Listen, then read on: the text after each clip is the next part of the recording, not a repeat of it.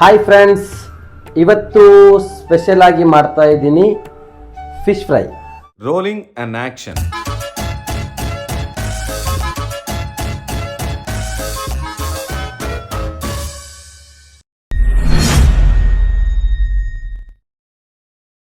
ಅದಕ್ಕೆ ಈ ಪಾತ್ರೆ ಬೇಡ, ಪಾತ್ರೆ ಚೇಂಜ್ ಮಾಡೋಣ. ಮೊದಲು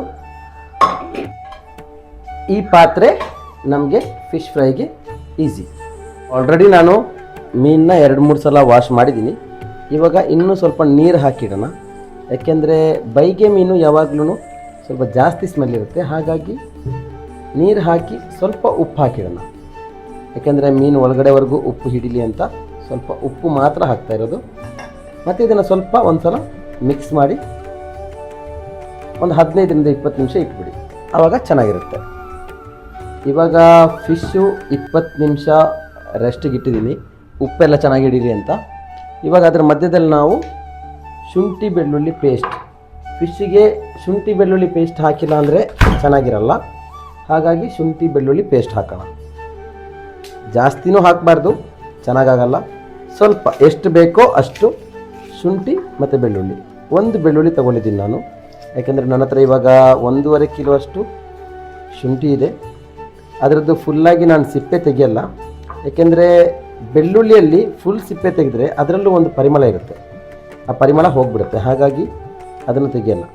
ನೀವು ಹೋಟ್ಲಿಗೆಲ್ಲ ಹೋದರೆ ಸಾಂಬಾರು ಅಥವಾ ರಸಮಲ್ಲಿ ಬೆಳ್ಳುಳ್ಳಿದ್ದು ಸಿಪ್ಪೆ ಸಿಗುತ್ತೆ, ಯಾಕೆಂದರೆ ಅದರಿಂದ ಸಿಕ್ಕಾಪಟ್ಟೆ ಫ್ಲೇವರ್ ಬರುತ್ತೆ, ಹಾಗಾಗಿ ಹಾಕ್ತಾರೆ. ಹಾಗೆಯೇ ಶುಂಠಿದ್ದು ಸಿಪ್ಪೆ ಬೇಕಾದರೆ ತೆಗಿಬೋದು. ಚೆಂದ ಮಾಡಿ ವಾಶ್ ಮಾಡಿದರೆ ನಿಮಗೆ ಸಿಪ್ಪೆ ತೆಗೆಯೋ ಅವಶ್ಯಕತೆ ಇರಲ್ಲ. ಇವಾಗ ಮೊದಲಿಗೆ ಶುಂಠಿ ಮತ್ತು ಬೆಳ್ಳುಳ್ಳಿನ ನಾವು ಮಿಕ್ಸಿಗೆ ಹಾಕಿ ರುಬ್ಕೊಳ್ಳೋಣ. ಯಾಕೆಂದರೆ ಸಣ್ಣ ಜಾರ್ ತೊಗೊಂಡಿದ್ದೀನಿ, ಈ ಪೌಡ್ರ್ ಮಾಡೋಕ್ಕೆ ಯೂಸ್ ಮಾಡುವಂಥ ಜಾರು. ಹಾಗಾಗಿ ಇದನ್ನೊಂದು ಪೇಸ್ಟ್ ಮಾಡೋಣ.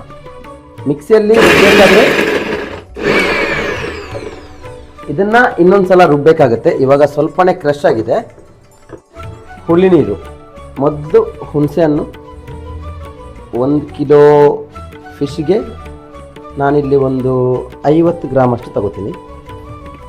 ಅದನ್ನು ಮೊದಲು ನಾವೇನು ಮಾಡಬೇಕಂದ್ರೆ ನೆನೆಸ್ಬೇಕಾಗತ್ತೆ ನೀರಲ್ಲಿ.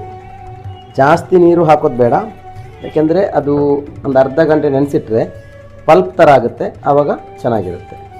ಓಕೆ, ಸ್ವಲ್ಪ ಹೊತ್ತು ನೀರಲ್ಲಿಡೋಣ.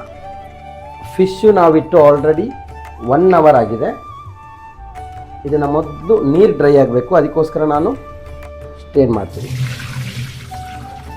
ಇವಾಗ ಇದರಲ್ಲಿ ಉಪ್ಪಿರುತ್ತೆ, ಹಾಗಾಗಿ ಸ್ವಲ್ಪ ಇದನ್ನು ನೀರು ಬಿಟ್ಟು ತೊಳ್ಕೋಬೇಕು.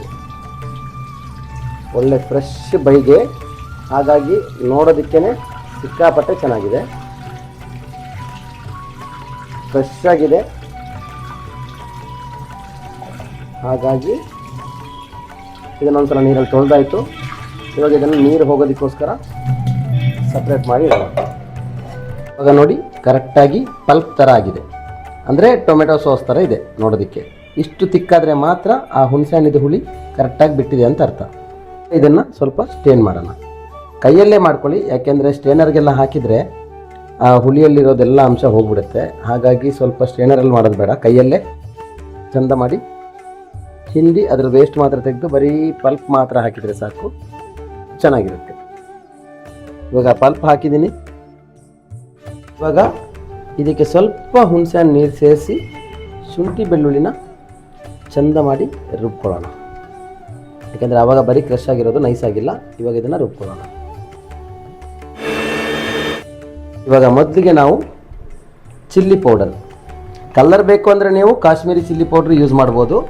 ನಾನು ಸಾದಾ ಚಿಲ್ಲಿ ಪೌಡರು, ಈ ಟೀ ಸ್ಪೂನ್ ಅಂತಾರಲ್ಲ, ಸಣ್ಣ ಸ್ಪೂನ್ ಇರುತ್ತೆ, ಅದರಲ್ಲೊಂದು 4 ಸ್ಪೂನ್ನ ಅರಿಶಿಣದ ಪುಡಿ.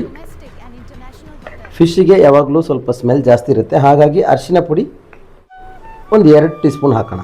ಯಾಕೆಂದರೆ ಆವಾಗ ಫಿಶ್ ಸ್ಮೆಲ್ಲು ಜಾಸ್ತಿ ಇರಲ್ಲ. ಇವಾಗ ಇದಕ್ಕೆ ಹಾಕೋಣ ಈ ಫಿಶ್ ಮಸಾಲ ಅಂತ ಸಿಗುತ್ತೆ, ಅದರಲ್ಲಿ ದೊಡ್ಡದಾಗಿ ಮಿಕ್ಸಿಂಗ್ ಏನಿರಲ್ಲ.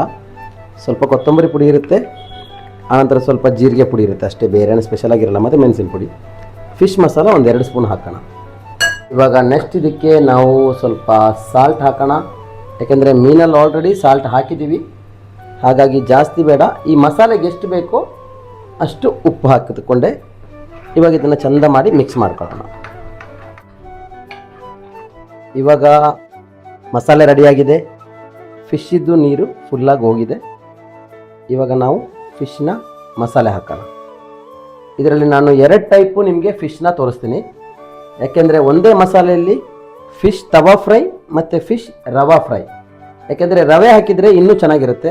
ಸ್ಪೆಷಲಿ ಮಂಗಳೂರು ಅಂದರೆ ರವಾ ಫ್ರೈ ತುಂಬಾ ಫೇಮಸ್ಸು. ಹಾಗಾಗಿ 2 ಟೈಪ್ ಆಗಿ ನಾನು ಇವತ್ತು ಫಿಶ್ ಫ್ರೈ ಮಾಡ್ತೀನಿ.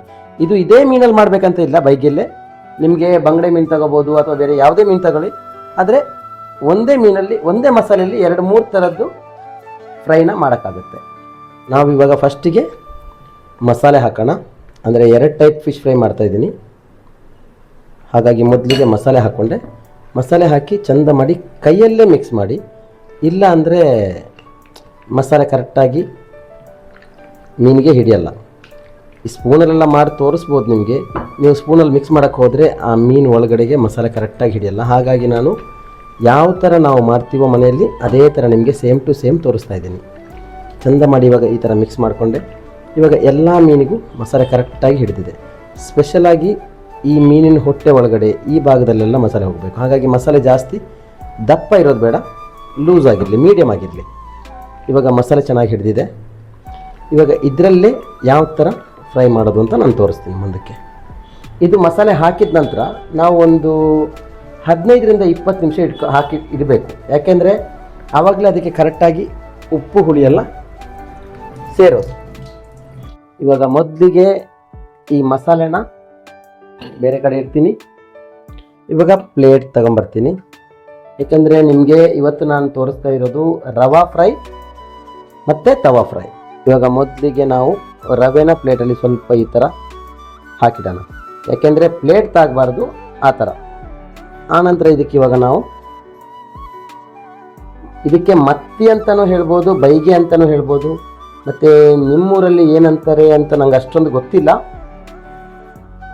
ನಮ್ಮೂರಲ್ಲಾದರೆ ಇದಕ್ಕೆ ಮತ್ತಿ ಅಂತಾರೆ, ಕನ್ನಡದಲ್ಲಿ ಬೈಗೆ ಅಂತಾರೆ. ಸಖತ್ತಾಗಿರುತ್ತೆ. ಇದು ಜಾಸ್ತಿ ದೊಡ್ಡ ಸೈಜು ತಗೋಬಾರ್ದು, ಸಣ್ಣ ಸೈಜ್ ತೊಗೊಂಡ್ರೆ ಚೆನ್ನಾಗಿರುತ್ತೆ ತಿನ್ನೋದಕ್ಕೆ. ಹಾಗಾಗಿ ನಾನು ಸಣ್ಣ ಸೈಜ್ ತೊಗೊಂಡಿದ್ದೀನಿ. ಸ್ವಲ್ಪ ಕ್ಲೀನ್ ಮಾಡಿ ಕೊಡ್ತಾರೆ ಮಾರ್ಕೆಟಲ್ಲೇ. ಆನಂತರ ಸ್ವಲ್ಪ ತೊಳೆಯೋದಕ್ಕೆ ಸ್ವಲ್ಪ ಕೆಲಸ ಜಾಸ್ತಿ ಆಗುತ್ತೆ. ಯಾಕೆಂದರೆ ಇದನ್ನು ಚಂದ ಮಾಡಿ ವಾಶ್ ಮಾಡಿಲ್ಲ ಅಂದರೆ ಇದು ಸಿಕ್ಕಾಪಟ್ಟೆ ಸ್ಮೆಲ್ ಬರುತ್ತೆ.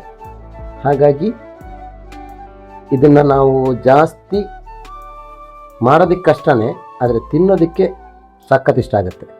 ಇದರ ಮೇಲ್ಗಡೆಗೆ ನಾವು ಸ್ಲೋ ಆಗಿ ಸ್ವಲ್ಪ ರವೆನ ಹಾಕೋಣ. ಯಾಕೆಂದರೆ ರವೆ ಹಾಕಿದರೆ ಅದು ಕರೆಕ್ಟಾಗಿ ರವೆ ಹಿಡ್ಕೋಬೇಕು. ಹಾಗಾಗಿ ಮಸಾಲ ನಾನು ಮೀಡಿಯಮಲ್ಲಿ ಇಟ್ಟಿದ್ದೀನಲ್ವ, ಇವಾಗ ಇದು ಚೆನ್ನಾಗಿರುತ್ತೆ ತಿನ್ನೋದಕ್ಕೆ. ಇವಾಗ ಇದನ್ನು ಸ್ವಲ್ಪ ಪ್ರೆಸ್ ಮಾಡಬೇಕು. ಯಾಕೆಂದರೆ ರವೆ ಚಂದ ಮಾಡಿ ಹಿಡ್ಕೊಳ್ಳಿ ಅಂತ. ನಾವು ಯಾವಾಗಲೂ ರವಾ ಫ್ರೈ ಮಾಡಬೇಕಾದ್ರೆ ಸ್ವಲ್ಪ ಉಪ್ಪು 1 ಪಾಯಿಂಟ್ ಜಾಸ್ತಿ ಇಡಬೇಕು. ಯಾಕೆಂದರೆ ರವೆಯಲ್ಲಿ ಉಪ್ಪಿರಲ್ಲ. ಹಾಗಾಗಿ ಆನಂತರ ಒಂದು ಸಲ ಬೇಕಾದರೆ ತಿರುಗಿಸ್ಕೊಳ್ಳಿ. ಯಾಕೆಂದರೆ ನಿಮಗೆ ಕ್ರಿಸ್ಪಿಯಾಗಿ ತಿನ್ನೋದಕ್ಕೆ ಚೆನ್ನಾಗಿರುತ್ತೆ. ಮತ್ತು ಇದನ್ನು ಮಾಡಬೇಕಂದ್ರೆ ನಿಮಗೆ ಜಾಸ್ತಿ ಎಣ್ಣೆ ಯೂಸ್ ಮಾಡಬೇಕಂತ ಇಲ್ಲ, ಸಿಂಪಲಾಗಿ ಮಾಡ್ಬೋದು. ಜಾಸ್ತಿ ಏನು ಆಯಿಲ್ ಬೇಕಂತ ಇಲ್ಲ. ಮತ್ತು ತೆಂಗಿನೆಣ್ಣೆ ಆದರೆ ಇನ್ನೂ ಸ್ವಲ್ಪ ಫ್ಲೇವರ್ ಜಾಸ್ತಿ ಇರುತ್ತೆ. ಅದು ನಿಮ್ಮ ಇಷ್ಟ. ಯಾಕೆಂದರೆ ತೆಂಗಿನೆಣ್ಣೆ ಇಷ್ಟ ಆಗೋರು ತೆಂಗಿನೆಣ್ಣೆಲಿ ಫ್ರೈ ಮಾಡ್ಬೋದು, ರಿಫೈಂಡಲ್ಲಿ ಇಷ್ಟ ಆಗೋರು ರಿಫೈಂಡಲ್ಲಿ ಫ್ರೈ ಮಾಡ್ಕೋಬೋದು. ಇವಾಗ ಇದನ್ನು ಬೇರೆ ಒಂದು ಪ್ಲೇಟ್ಗೆ ತೆಗೆದಿಟ್ಕೊಳ್ಳೋಣ. ಮತ್ತು ಈ ರವೆ ವೇಸ್ಟ್ ಆಗಲ್ಲ. ಫ್ರೈ ಮಾಡಬೇಕಾದ್ರೆ ಅದರ ಮೇಲ್ಗಡೆಗೂ ಹಾಕೋಬೋದು. ಮತ್ತು ನಿಮಗೆ ಈ ರೆಸ್ಟೋರೆಂಟಲ್ಲೆಲ್ಲ ಮಾಡಬೇಕಾದ್ರೆ ಸಿಕ್ಕಾಪಟ್ಟೆ ಫ್ಲೇವರ್ ಬರುತ್ತೆ. ಅದು ಯಾವ ಥರ ಆ ಫ್ಲೇವರ್ ಬರುತ್ತೆ ಅನ್ನೋದನ್ನು ನಾನು ನಿಮಗೆ ಇವತ್ತಿನ ವಿಡಿಯೋದಲ್ಲಿ ತೋರಿಸ್ತೀನಿ. ಇವಾಗ ಫಿಶ್ ರವೆ ಹಾಕಿ ರೆಡಿಯಾಗಿದೆ. ಎಣ್ಣೆ ಕಡಾಯಿ ಇಟ್ಟಿದ್ದೀನಿ. ಇವಾಗ ಗ್ಯಾಸ್ ಆನ್ ಮಾಡೋಣ. ಇವಾಗ ಎಣ್ಣೆ ಬಿಸಿಯಾಗಿದೆ, ಫಿಶ್ ಹಾಕೋಣ. ಒಂದು ಸ್ವಲ್ಪನೂ ರವೆ ಕೆಳಗಡೆ ಬಿಡಲ್ಲ, ಯಾಕೆಂದರೆ ಮಸಾಲೆ ಹಾಕಿ 2 ಅವರ್ ಇಟ್ಟಿದ್ದಕ್ಕೋಸ್ಕರ. ಇವಾಗ ಫಿಶ್ಶು ಚೆನ್ನಾಗಿ ಫ್ರೈ ಆಗ್ತಾಯಿದೆ. ಫ್ಲೇವರು ಸಿಕ್ಕಾಪಟ್ಟೆ ಚೆನ್ನಾಗಿದೆ. ಇವಾಗ ಈ ಫಿಶ್ಗೆ ಇನ್ನೂ ಸ್ವಲ್ಪ ಫ್ಲೇವರ್ ಜಾಸ್ತಿ ಮಾಡೋದಕ್ಕೆ ಕರಿಬೇವಿನ ಸೊಪ್ಪು ಸ್ವಲ್ಪ ಒಂದು ಸಲ ಮಿಕ್ಸ್ ಮಾಡಿ. ಜಾಸ್ತಿ ಫೈರಲ್ಲಿ ಇಟ್ಕೋಬಾರ್ದು, ಮೀಡಿಯಮ್ ಫೈರಲ್ಲೇ ಇಟ್ಕೋಬೇಕು. ಒಂದು ಸಲ ಫಿಶ್ನ ಫುಲ್ಲಾಗಿ ತಿರುಗಿಸಿ ಹಾಕೋಣ. ಯಾಕೆಂದರೆ ಒಂದು ಸೈಡ್ ಮಾತ್ರ ಬೆಂದರೆ ಚೆನ್ನಾಗಿರಲ್ಲ. ಹಾಗಾಗಿ ಫುಲ್ಲಾಗಿ ತಿರುಗಿಸಿ ಹಾಕೋಣ. ಸಖತ್ ಫ್ಲೇವರ್ ಬರ್ತಾಯಿದೆ. ಫ್ರೆಶ್ ಮೀನೇ ತೊಗೊಳ್ಳಿ. ಯಾಕೆಂದರೆ ನೀವು ಫ್ರೆಶ್ ಮೀನು ತೊಗೊಂಡಿಲ್ಲ ಅಂದರೆ ಚೆನ್ನಾಗಿರಲ್ಲ. ಮತ್ತು ಕರಿಬೇವಿನ ಸೊಪ್ಪು ಅದೇ ಥರ ಲಾಸ್ಟಿಗೆ ಹಾಕಬೇಡಿ, ಮೊದಲೇ ಹಾಕಿ. ಆವಾಗ ಫಿಶ್ಶಿಗೆ ಚೆಂದ ಮಾಡಿ ಆ ಕರಿಬೇವಿನ ಫ್ಲೇವರ್ ಬರುತ್ತೆ. ಇವಾಗ ಫಿಶ್ ಹಾಕಿ ಒಂದು 15 ನಿಮಿಷ ಆಗಿದೆ. ಫಿಶ್ ಕಲ್ಲರು ನೋಡಿ ಚೇಂಜ್ ಆಗಿದೆ, ಒಂದು ಗೋಲ್ಡನ್ ಬ್ರೌನ್ ಬಂದಿದೆ. ನಿಮಗೆ ವೈಟಲ್ಲೇ ಬೇಕು ಅಂದರೆ ನೀವು ಕೋಕೋನಟ್ ಆಯಿಲೇ ಯೂಸ್ ಮಾಡಿ, ಅದರಲ್ಲಿ ಇನ್ನೂ ಸ್ವಲ್ಪ ಫ್ಲೇವರ್ ಚೆನ್ನಾಗಿ ಬರುತ್ತೆ. ಇವಾಗ ಈ ಫಿಶ್ ರೆಡಿಯಾಗಿದೆ. ಇದನ್ನು ತೆಗೆದು ಸ್ಟ್ರೈನರ್ಗೆ ಹಾಕೋಣ. ಇದು ಇವಾಗ ರೆಡಿ ಆಗ್ತಾ ಬಂದಿದೆ. ಇದನ್ನು ತೆಗೆಯೋಣ. ಗ್ಯಾಸ್ ಫ್ಲೇಮ್ನ ಆಫ್ ಮಾಡೋಣ. ಇವಾಗ ತವಾ ಫ್ರೈ ಮಾಡೋದಕ್ಕೆ ತವಾ ಇಟ್ಕೊಳ್ಳೋಣ. ಇವಾಗ ತವಾ ಬಿಸಿಯಾಗಿದೆ. ಇದೇ ಫಿಶ್ ಫ್ರೈ ಮಾಡಿರೋ ಎಣ್ಣೆನ ಹಾಕೋಣ. ಯಾಕೆಂದರೆ ಅದರಲ್ಲಿ ಫ್ಲೇವರು ಇರುತ್ತೆ, ಟೇಸ್ಟು ಚೆನ್ನಾಗಿ ಬರುತ್ತೆ. ಯಾಕೆಂದರೆ ತವಾ ಫ್ರೈಯಲ್ಲಿ ಜಾಸ್ತಿ ಎಣ್ಣೆ ಇದ್ದರೆ ಚೆನ್ನಾಗಿರಲ್ಲ. ಹಾಗಾಗಿ ನಾವು ಮೀಡಿಯಮ್ ಆಗಿ ಎಣ್ಣೆ ಹಾಕಿದರೆ ಸಾಕು. ಫ್ಲೇವರ್ಗೋಸ್ಕರ ಸ್ವಲ್ಪ ಕರಿಬೇವಿನ ಸೊಪ್ಪು. ನಾನ್ ಸ್ಟಿಕ್ ಪ್ಯಾನು, ಇದರಲ್ಲೇನು ಅಂಟ್ಕೊಳ್ಳಲ್ಲ, ಆದ್ರೂ ಸ್ವಲ್ಪ ಕರಿಬೇವಿನ ಸೊಪ್ಪು ಹಾಕಿದರೆ ಫ್ಲೇವರ್ ಚೆನ್ನಾಗಿರುತ್ತೆ. ಇವಾಗ ಈ ಬೈಗೆನ ಅದೇ ಥರ ಸೆಟ್ ಮಾಡಿ ಇಡೋಣ. ಆವಾಗ ನಮಗೆ ತಿನ್ನೋದಕ್ಕೂ ಈಸಿ, ಕರೆಕ್ಟಾಗಿ ಟೇಸ್ಟು ಸಿಗುತ್ತೆ. ಓಕೆನಾ? ಯಾವಾಗಲೂ ಅಡುಗೆ ಮಾಡಬೇಕಾದ್ರೆ ಅರ್ಜೆಂಟ್ ಮಾಡಬಾರ್ದು. ಜಾಸ್ತಿ ಅರ್ಜೆಂಟಲ್ಲಿ ಅಡುಗೆ ಮಾಡಿದರೆ ರುಚಿನೂ ಬರಲ್ಲ, ಟೇಸ್ಟು ಇರಲ್ಲ. ಹಾಗಾಗಿ ಜಾಸ್ತಿ ಅರ್ಜೆಂಟ್ ಮಾಡಿ ಯಾವತ್ತೂ ಅಡುಗೆ ಮಾಡೋಕ್ಕೆ ಹೋಗಬಾರ್ದು. ಅದಕ್ಕೋಸ್ಕರನೇ ಅಂತ ಒಂದೊಂದು ಡಿಶ್ ಇದೆ, 2 ನಿಮಿಷದಲ್ಲಿ ಆಗುವಂಥ ಐಟಮ್ಸು ಇದೆ, ಅದನ್ನು ಮಾಡ್ಬೋದು. ಇದನ್ನು ಅರ್ಜೆಂಟಾಗಿ ಫ್ರೈ ಮಾಡೋಣ ಅಂದರೆ ನಿಮಗೆ ಟೇಸ್ಟ್ ಕರೆಕ್ಟಾಗಿ ಸಿಗೋಲ್ಲ. ಮಸಾಲೆ ಮಾಡೋದು ಎಷ್ಟು ಮುಖ್ಯನೋ ಅಷ್ಟೇ ಮುಖ್ಯ ಇದನ್ನು ಫ್ರೈ ಮಾಡೋದು ಕೂಡ. ಮಸಾಲೆ ಹೇಗೆ ಬೇಕಾದ್ರೂ ಮಾಡ್ಕೋಬೋದು, ಇಲ್ಲ ಮಾಡಿಡ್ಬೋದು. ಈ ಮಸಾಲೆನ ಮಾಡಿ ನೀವು ಫ್ರಿಜ್ಜಲ್ಲಿ 1 ವಾರ ಇಟ್ಟರೂ ಏನು ಹಾಳಾಗಲ್ಲ. ಮಧ್ಯದಲ್ಲಿ 1 ಸ್ಪೂನ್ ಎಣ್ಣೆ ಹಾಕೊಳ್ಳೋಣ.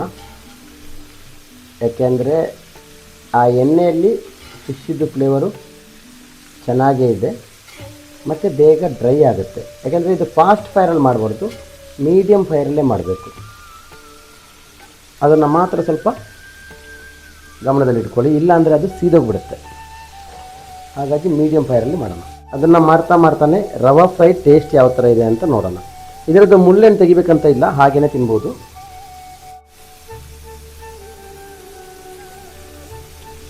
ಚೆನ್ನಾಗಿದೆ. ಅದನ್ನು ತಿಂತಾನೆ ಈ ಕಡೆನೂ ಗಮನ ಇರಬೇಕು, ಇಲ್ಲ ಸೀದೋಗುತ್ತೆ. ಇವಾಗ ಈ ಫಿಶ್ನ ನಾವು ತಿರುಗಿಸಾಕೋಣ. ಮೀಡಿಯಮ್ ಫೈರಲ್ಲಿ ಇಟ್ಟಿರೋದ್ರಿಂದ ಚೆನ್ನಾಗಿ ಡ್ರೈ ಆಗಿದೆ. ಒಂದು ಸೈಡು ಮೆಬಿ ಒಂದು 5 ರಿಂದ 6 ನಿಮಿಷ ಆಗಿದೆ.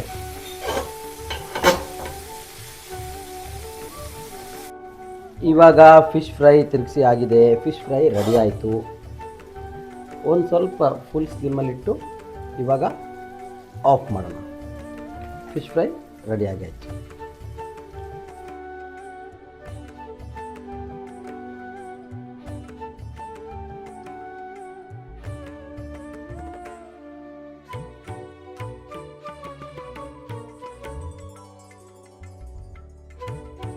ಇವಾಗ ಫಿಶ್ ಫ್ರೈ ರೆಡಿಯಾಗಿದೆ.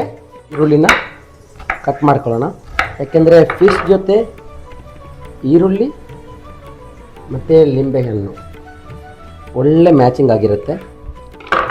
ಯಾಕೆಂದರೆ ಫಿಶಲ್ಲಿ ಸ್ವಲ್ಪ ಖಾರ ಇದ್ದರೆ ನಾವು ಲೆಮನ್ ಹಾಕೋಬೋದು, ಆವಾಗ ಖಾರ ಎಲ್ಲ ಹೋಗಿಬಿಡುತ್ತೆ. ಫಿಶ್ ಫ್ರೈ ರೆಡಿಯಾಗಿದೆ. ನೀವು ಒಂದು ಸಲ ಟ್ರೈ ಮಾಡಿ. ಹಾಗೆಯೇ ನಮ್ಮ ಯೂಟ್ಯೂಬ್ ಚಾನಲ್ನ ಸಬ್ಸ್ಕ್ರೈಬ್ ಮಾಡಿ.